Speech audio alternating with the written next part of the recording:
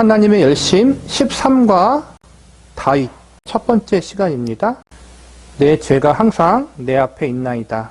신자들은 다윗을 좋아합니다. 물맷돌 하나로 골리앗을 물리친 영적 면모를 보면 충분히 흠모할 만합니다. 다윗이 골리앗에게 나아가면서 했던 말을 떠올려 보십시오. 너는 칼과 창과 단창으로 내게 나아오거니와 나는 만군의 여호와의 이름으로 내가 내게 나아가노라. 얼마나 멋집니까? 용맹한 기계 못지않게 신앙도 훌륭합니다. 단지 이뿐이겠습니까? 자신을 죽이려는 사울을 해칠 수 있는 기회를 2번이나 내려놓은 인간적 됨됨이는 또 어떻습니까? 또 어떤 이들은 다윗이 지은 주옥같은 시편 때문에 그를 좋아합니다. 이처럼 다윗은 성경 속 위인들을 이야기할 때면 빼놓지 않고 언급되는 중요한 인물로 우리에게 자리매김하고 있습니다. 그런데 성경을 따라 다윗의 생애를 추적하다 보면 뜻밖의 사건을 접하고 놀라게 됩니다. 그러면서 전에 우리가 알았던 다윗의 영적 면모는 그의 모습 중 일부에 불과하다는 점을 발견하고는 적잖이 당황합니다. 승승장구한 다윗의 행적 다음에 이어지는 그의 추락을 어떻게 정리해야 할지 혼란스럽기도 합니다. 마치 극과 극의 대립이 공존하는 것 같은 다윗의 생애는 어떻게 이해해야 할까요? 하나님은 다윗의 생애를 통해 무엇을 말씀하고 싶은 것일까요? 파란만장한 다윗의 생애는 영웅이란 무엇인가 보다 오히려 인간이란 무엇인가에 대해 생각하게 해주는 것 같습니다. 이번 장에서는 다윗의 삶을 통해 인간이란 무엇인가라는 깊은 주제에 대해 생각해 보고자 합니다. 우리가 인간 다윗을 보면 참으로 매력적인 믿음의 삶, 믿음의 위인으로 알고 있어요. 그리고 실제로 그렇고 어릴 때부터 자신에게 맡겨준 작은 일에 충성했던 사람, 아버지의 막내 아들로서 홀대받고 가장 보잘것없는 양치는 그러한 자리에 있는 다윗이었지만 불평하지 아니하고 아버지에게 맡겨준 그 일을 충성되이 잘 감당했던 다윗. 그리고 그런 다윗이 나중에는 하나님 앞에 쓰임받아서 골리앗을 물리치고 또 이스라엘을 블레셋과 외부의 위협으로부터 구원하고 그렇게 인간 다윗도 용맹스럽고 매력적이고 왕으로서의 다윗도 훌륭한 사람이었어요. 그런 다윗이 어느 날 한 가지 사건, 우리가 알고 있듯이 자신의 신하 우리아의 아내 밧세바와 간음한 사건, 그 사건으로 말미암아 그동안 쌓았던 모든 것이 무너지는 경험을 해요. 다윗이 그 앞에 했던 그러한 치적 공로를 이야기하지 않고 다윗이 쓰러졌던 그 부분을 통해서 인간이란 무엇인가라는 주제에 대해서 한번 살펴보려고 해요. 주께서는 제사를 기뻐하지 아니하시나니. 시편 51편에는 다윗의 시 인도자를 따라 부르는 노래, 다윗이 밧세바와 동침한 후 선지자 나단이 그에게 왔을 때라는 설명이 붙어 있습니다. 다윗을 다루는 이번 장에서 시편 51편을 본문 말씀으로 삼은 것은 이 시의 중요한 내용이 들어있기 때문입니다. 16절에 보면 주께서는 제사를 기뻐하지 아니하시나니 그렇지 아니하면 내가 드렸을 것이라 주는 번제를 기뻐하지 아니하시나이다 라고 되어 있습니다. 이런 이야기를 구약시대의 다윗이 했다니 대단히 놀랍습니다. 구약시대는 신앙의 전 체계가 제사 제도를 중심으로 형성되어 있던 시대입니다. 이런 종교적 풍토에서 다윗은 나는 제사를 드리지 않겠다라고 선언한 정도가 아니라 주께서는 제사를 기뻐하지 아니하신다라고 단언해 버린 것입니다. 당시 이스라엘 민족에게 가장 중요한 것은 제사였습니다. 그들은 매일 아침과 저녁에 거르지 않고 제사를 드렸습니다. 또 전 이스라엘 민족과 국가를 위해 1년에 한 번씩 드리는 제사도 있었습니다. 조그마한 실수를 해도 제사를 드리거나 결례를 했습니다. 모든 일이 제사로 시작해서 제사로 끝나는 나라가 이스라엘이었다고 해도 과언이 아닙니다. 이런 배경에서 다윗이 주께서는 제사를 기뻐하지 아니하신다라고 단언했다면 거기에는 어떤 이유가 있을 것입니다.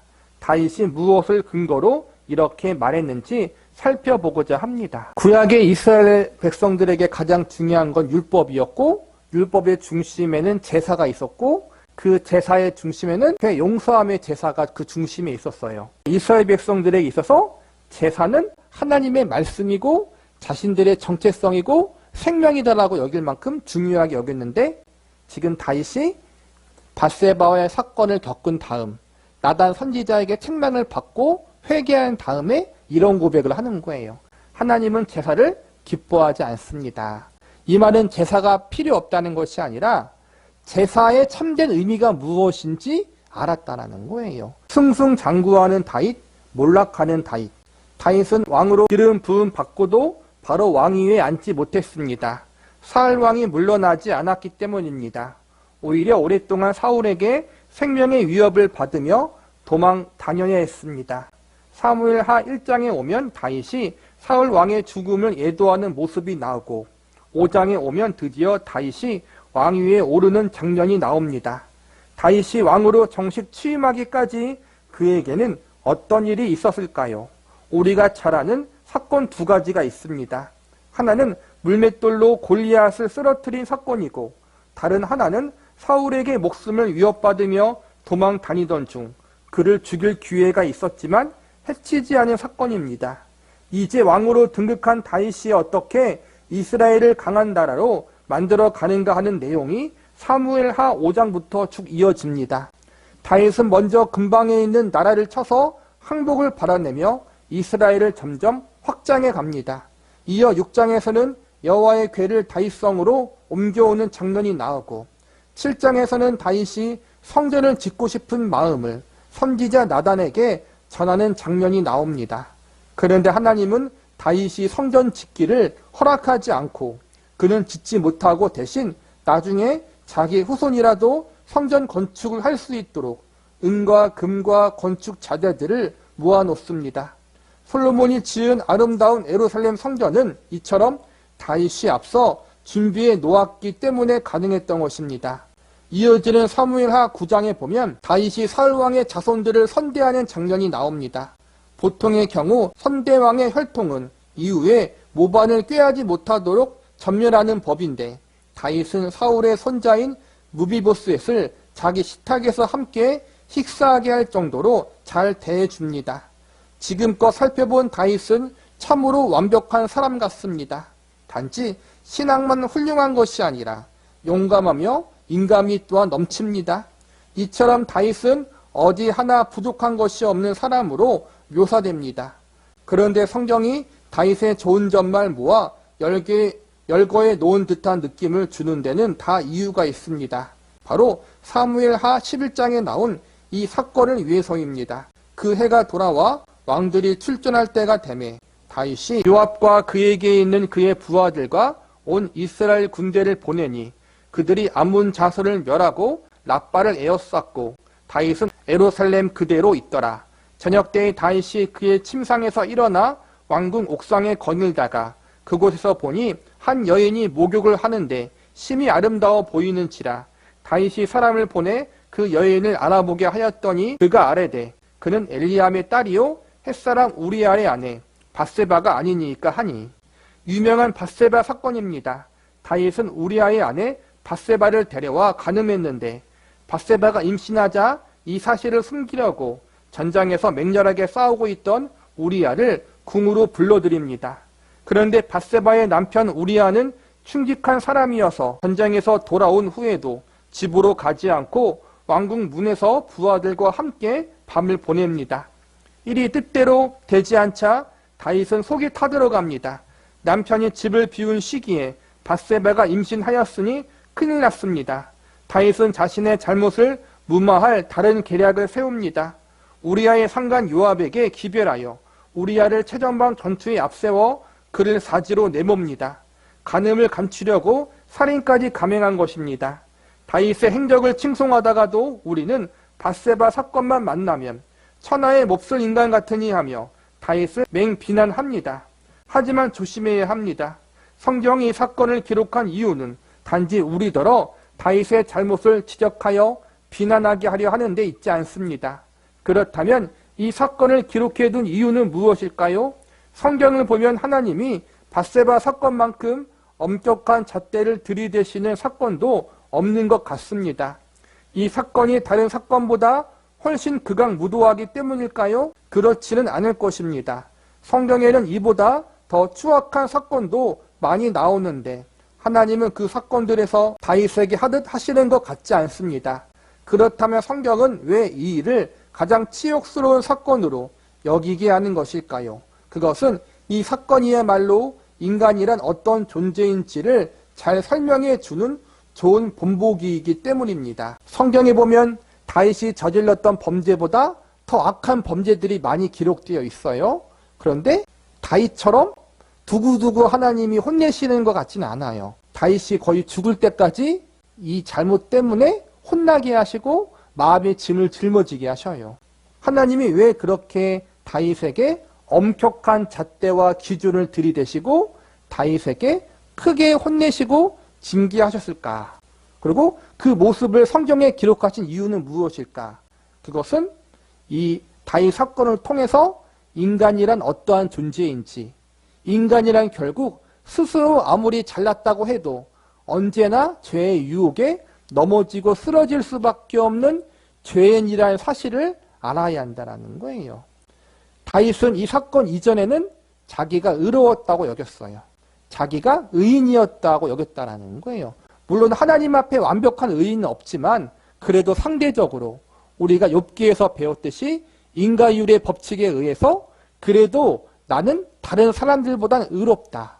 다른 사람들보다는 하나님 앞에 떳떳하다. 그러한 공로의식을 가지고 있던 다윗이었어요. 그런데 밧세바 사건을 통해서 그 모든 것이 다 무너지고 결국에는 내가 죄인이었구나.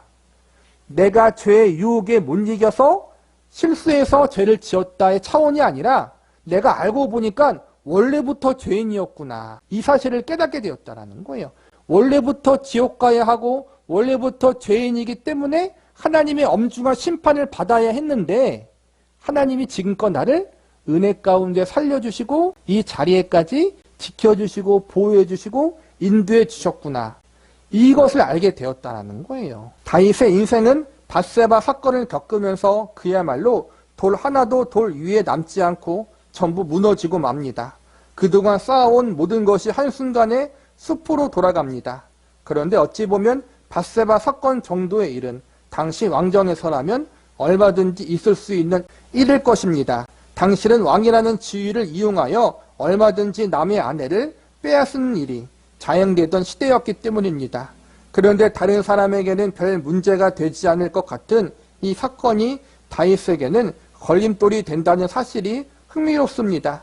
시편 51편은 다윗이 자기가 저지른 일에 대해 얼마나 경악했는지를 잘 보여주고 있습니다. 다윗이 이 일을 치명적 사건으로 여기며 괴로워하는 모습을 보며 우리는 그 정도로 큰 죄를 저질렀으면 이렇게 애통하는 것이 어쩌면 당연하다고 여깁니다. 하지만 그렇지 않습니다. 밧세바 사건은 성경에서 가장 추악한 사건이 아닙니다. 그럼에도 이 사건이 다윗에게 심각하게 와 닿았다는 점을 간과해서는 안 됩니다. 다윗은 왕이었고 물론 비윤리적인 일이고 옳지 못한 일이었지만 그 당시 거의 3000년 전에 있었던 왕은 뭐든지 할 수 있는 사람이었어요. 그런 왕이 이런 잘못을 저질렀다고 해도 용서받을 수 있고 넘어갈 수 있는 그러한 시대였는데 하나님이 나단 선지자를 통해서 다윗의 죄를 지적해 주실 때 다윗은 심하게 통곡하며 회개했어요. 왜 그렇게? 그럴 수도 있는데 이렇게 크게 회개하고 울면서 자백했는지, 그리고 하나님은 다윗에게 큰 징계를 내리셨는지 그 부분을 우리가 계속 배울 건데 결국 자기가 그동안 잘나서 물론 하나님의 은혜가 있지만 자기가 의롭기 때문에 하나님 앞에 충성되었기 때문에 자기는 이 자리에까지 다윗은 왔다고 여겼는데 밧세바 사건을 통해서 자기는 원래부터 죄인이었고 하나님의 은혜가 아니었으면 지옥의 심판을 받아야 할 존재임을 깨닫게 되었다는 것. 그리고 그것을 더 깨닫게 하기 위해서 하나님이 다윗을 더 엄중하게 심판하신 것. 그런 차원에서 접근해야 해요. 인간, 죄를 지을 수밖에 없는 존재. 골리앗을 쓰러뜨린 때의 다윗은 완벽한 신앙의 사람이었습니다. 그가 던진 물맷돌은 골리앗의 이마에 스치기만 한 것이 아니라 아예 이마에 박혀버렸습니다. 돌이 어떻게 이마에 박힐 수 있을까요? 다윗은 이 신기한 일을 경험한 사람입니다. 그런데 이 일을 가능하게 한 힘이 다윗에게 있었겠습니까? 하나님에게 있었겠습니까? 당연히 하나님에게 있었습니다. 다윗이 하나님을 믿고 나아가자 하나님이 그와 함께 하셔서 그가 던진 물맷돌에 힘을 더하여 골리앗의 이마에 박히도록 역사하신 것입니다. 골리앗을 무너뜨린 사건과 다윗 자신을 무너뜨린 밧세바 사건을 함께 떠올려 보면 이런 의문이 생깁니다. 하나님은 다윗을 도우셔서 골리앗의 이마에 물맷돌을 박아 그를 쓰러뜨리는 승리까지 허락해 놓고 왜 이 사건에 와서는 그가 곤두박질 치게 놔두셨는가? 그토록 화려한 성공을 주신 후에 왜 이제 와서 이런 불미스러운 사건으로 사람들 입에 오르내리게 하셨는가? 하나님은 왜 이렇게 하셨을까요? 다윗의 실체를 적나라하게 드러내려면 먼저 그를 높여놓는 일이 필요했기 때문일 것입니다. 다윗이 처음부터 별 볼 리 없는 사람이었으면 밧세바 사건 때문에 날아졌다고 해봤자 이전과 별 다를 게 없을 것입니다. 하지만 골리앗 사건을 비롯해 여러 사건을 통해 다윗을 이미 충분히 높여놓았기 때문에 밧세바 사건으로 말미암은 다윗의 추락은 더 아찔해 보입니다. 우리가 부러워하는 승승장구한 다윗의 모습은 밧세바 사건을 더 분명히 이해하게 하기 위한 배경에 불과할 수 있는 것입니다. 하나님이 다윗을 높여 놓으신 것은 그가 이 성취를 얻을 만한 수준에 있었기에 허락하셨기보다는 바로 이 밧세바 사건을 위해 미리 주신 복일 것입니다. 그렇다면 하나님은 다윗으로 밧세바 사건을 겪게 하여 다윗을 통해 우리에게 무엇을 가르치고 싶은 것일까요? 또한 이 사건으로 다윗이 깨달은 바는 무엇일까요? 이제 살펴보기로 합니다. 먼저 시편 40편에 가보면 본문 말씀에 나온 구절이 여기서도 등장하는 것을 볼 수 있습니다. 주께서 내 귀를 통하여 내게 들려주시기를 제사와 애물을 기뻐하지 아니하시며 번제와 속죄제를 요구하지 아니하신다 하신지라. 그때 내가 말하기를 내가 왔나이다. 나를 가리켜 기록한 것이 두루마리 책에 있나이다. 나의 하나님이여 내가 주의 뜻 행하기를 즐기오니 주의 법이 나의 심중에 있나이다 하였나이다. 6절에서 주께서 내 귀를 통하여 내게 들려주시기를 이라고 말한 주체는 다윗입니다. 그러면 7절에서 시작되는 내가 말하기를 내가 왔나이다. 나를 가리켜 기록한 것이 두루마리 책에 있나이다. 나의 하나님이여 내가 주의 뜻 행하기를 즐기오니 주의 법이 나의 심중에 있나이다 라고 말한 주체는 누구일까요? 다윗입니까? 아닙니다. 여기서 말하는 나는 다윗이 아닙니다. 이 점에 대해서는 조금 뒤에 자세히 살펴보겠습니다. 구약시대에는 죄를 지으면 제사를 지내야 했습니다. 그런데 다윗은 하나님의 제사를 요구하지 않는다는 말을 듣습니다. 그러면 죄를 지은 다윗은 어찌 될까요? 그에게는 구원의 길이 사라지게 되는 것일까요? 바로 그 순간 내가 왔나이다. 나를 가리켜 기록한 것이 두루마리 책에 있나이다 라며 누군가가 개입합니다. 이는 누구일까요? 의문을 풀어줄 실마리가 시브리서 10장에 나옵니다. 율법은 장차올 좋은 일의 그림자일 뿐이요 참 형상이 아니므로 해마다 늘 드리는 같은 제사로 나오는 자들이 언제나 온전하게 할 수 없느니라. 그렇지 아니하면 섬기는 자들이 단번에 정결하게 되어 다시 죄를 깨닫는 일이 없으리니 어찌 제사 드리는 일을 그치지 아니하였으리요.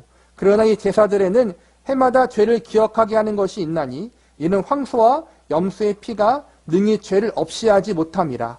그러므로 주께서 세상에 임하실 때 이르시되 하나님이 제사와 예물을 원하지 아니하시고 오직 나를 위하여 한 몸을 예비하셨도다.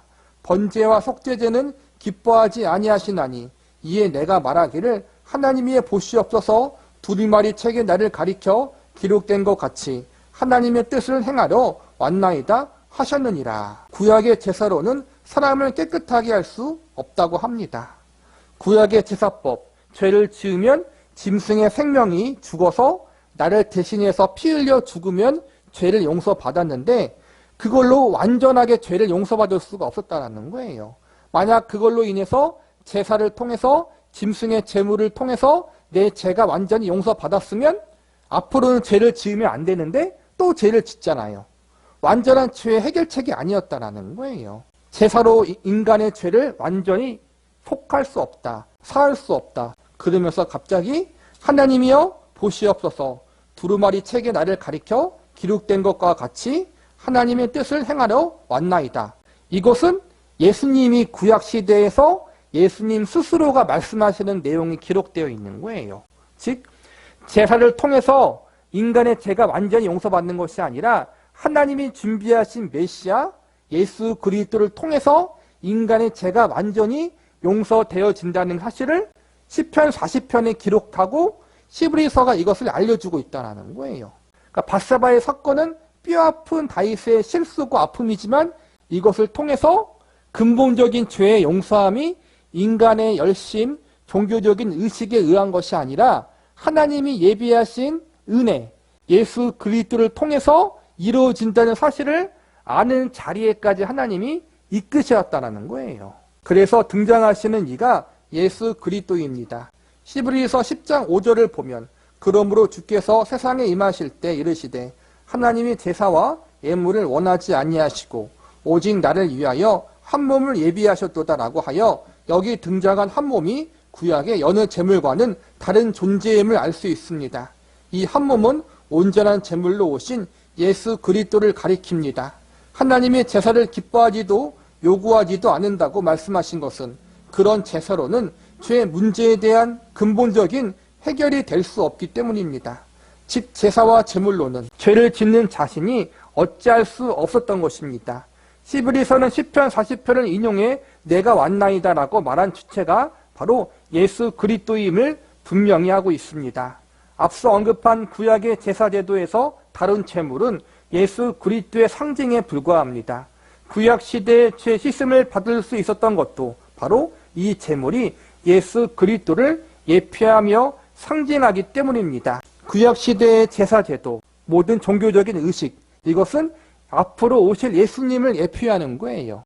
즉 구약 시대에 내가 죄를 지어서 짐승을 제물로 바치는 행위, 그걸로 용서받는 것이 아니라 예수님이 앞으로 오실 것을 예표하기 때문에 이 종교적인 의식도 결국에는 예수님 때문에 죄를 용서받는다는 것을 알려주는 역할을 하고 있다는 거예요. 그래서 구약 시대에도 죄의 용서함은 예수님으로 말미암아 용서받는 것이고 예수님으로 말미암아 구원받는 것이다. 즉 하나님의 은혜로 구원받고 하나님이 예비하신 메시아로 말미암아 죄 용서함을 받는다. 이것을 구약 시대부터 이미 알려주고 있었다는 거예요. 그런데 다윗이 그 사실을 알았다라는 거예요. 다시 5절을 보면 오직 나를 위하여 한 몸을 예비하셨도다 해서 말한 한 몸이 이어서 7절에 말하는 주체인 나는 예수님을 가리킵니다. 다윗이 이 사실을 깨닫고 나서 시편 40편과 51편에 주께서는 제사를 기뻐하지 아니하신다라고 고백한 것입니다. 다윗은 이 사실을 어떻게 알았을까요? 바로 밧세바 사건 때문입니다. 그러니 다윗에게는 이 사건만큼 중요한 사건이 없는 것입니다. 그렇다면 밧세바 사건이 일어나기 전까지 다윗은 어떻게 생각해 온 것입니까? 구약시대 성도 대부분이 그랬듯이 제사를 구원의 조건으로 오해하고 있었던 것입니다. 이것은 신약시대를 사는 신자들도 종종 하는 실수입니다. 예배나 헌금을 구원 얻기 위한 수단으로 여깁니다.